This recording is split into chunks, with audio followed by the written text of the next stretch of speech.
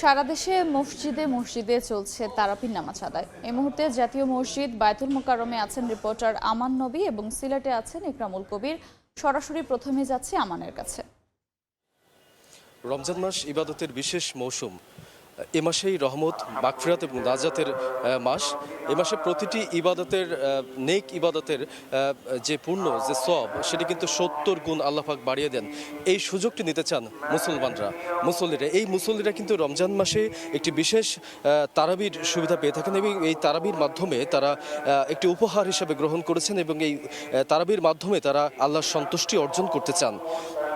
দুনিয়া এবং আখিরাতে মুসলিম উম্মাহর শান্তি এবং সফলতা কামনা করছেন আগত মুসল্লিরা। বায়তুল মোকাররমের অন্যান্য মসজিদের চেয়ে একটি মুসল্লিদের ঢল নেমে থাকে এবং মুসল্লিরা এখানে আসছেন। দলে দলে মুসল্লিরা ঢুকতে শুরু করেছেন এবং ৮টার সময় যে নামাজে জামা শুরু হবে এবং সেই নামাজটির পরে কিন্তু আজকে তারাবি নামাজটি শুরু হবে। মুসল্লিরাদের কণ্ঠে আমরা কিন্তু সমসাময়িক বিষয়ে শুনছি। তারা বলছেন দেশের শান্তি, শৃঙ্খলা এবং সার্বঙ্গীন মঙ্গল তারা কামনা করে রবের কাছে প্রার্থনা করছেন। এ মাসেই পবিত্র কুরআন নাজিল হয়েছিল, এ মাসেই রয়েছে সবে কদরের রাত।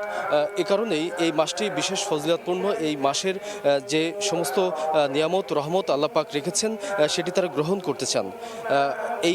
এই সুবিধাতে তারা কিন্তু মসজিদের বিভিন্ন ফটক দিয়ে তারা প্রবেশ করছেন এবং এশার যে নামাজটি ৮টায় অনুষ্ঠিত হবে এবং সেই ৮টার নামাজের পরেই কিন্তু যে তারাবি নামাজ সেটি কিন্তু শুরু হবে এবং পরবর্তীতে ভোররাতে সেহরি খেয়ে সিয়াম সাধনা শুরু হবে এবং প্রথম রোজাটি কিন্তু এবার রবিবার পড়ছে। ধর্মপ্রাণ মুসলমানরা বলছেন যে সংযম এবং আত্মশুদ্ধির মাধ্যমে ইসলামের প্রকৃত শিক্ষা যেন প্রতিটি মানুষের মাঝে ছড়িয়ে যায়। রোজা যেন প্রত্যেকটি মানুষের মধ্যে ভেদাভেদ ভুলিয়ে দেয়।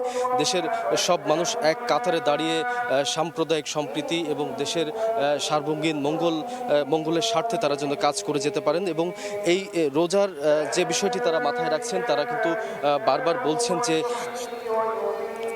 বলছেন যে রমজান মাসের পবিত্রতা রক্ষা করতে এবং রোজার হক আদায়ের জন্য তারা কিন্তু বলছেন।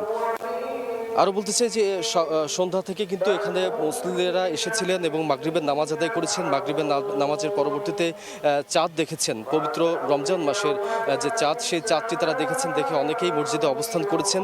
এশার নামাজ আদায় করে তারা কিন্তু এখান থেকে তারাবি নামাজ শেষে তারা কিন্তু বাসায় ফিরবেন। এছাড়াও যে সমস্ত মুসল্লিরা এসেছেন তারা কিন্তু বিভিন্ন প্রকার ইবাদতে মশগুল রয়েছেন। পাশাপাশি যে বায়তুল মোকাররমের যে খতিব রয়েছেন সেই খতিব কিন্তু রমজান মাসের যে ফজিলত রয়েছেন সেই ফজিলত নিয়ে কিন্তু তিনি এখন তাফসির করছেন। সেই বয়ানের মধ্যে রমজান মাসের যে মাহাত্ম্য সেটি কিন্তু ফুটে উঠছে এবং খুব অল্প সময়ের মধ্যে নামাজটা শুরু হচ্ছে এবং এই নামাজের পরবর্তীতে কিন্তু তারাবি নামাজটি শুরু হতে যাচ্ছে। এর মধ্য দিয়ে রমজান মাসের আনুষ্ঠানিকতা শুরু হতে যাচ্ছে। সিলেটে আছেন সহকর্মী ইকরামুল কবির, আমরা তার কাছে চলে যাব এবং আমার কাছে বায়তুল মোকাররম থেকে এই ছিল সবশেষ। বছর ঘুরে আবার এলো সেই পবিত্র মাস রমজান মাস। এই রমজান মাসের আজকে প্রথম তারাবি। আমি এই মুহূর্তে আছি হযরত শাহজালাল রহমতুল্লাহ আলাইহির মাজার সংলগ্ন মসজিদ এবং মাজার প্রাঙ্গণে। এখানে ৮টা ২০-এ তারাবির নামাজ এশার নামাজ শুরু হবে। তারপর পরই তারাবির নামাজ শুরু হবে।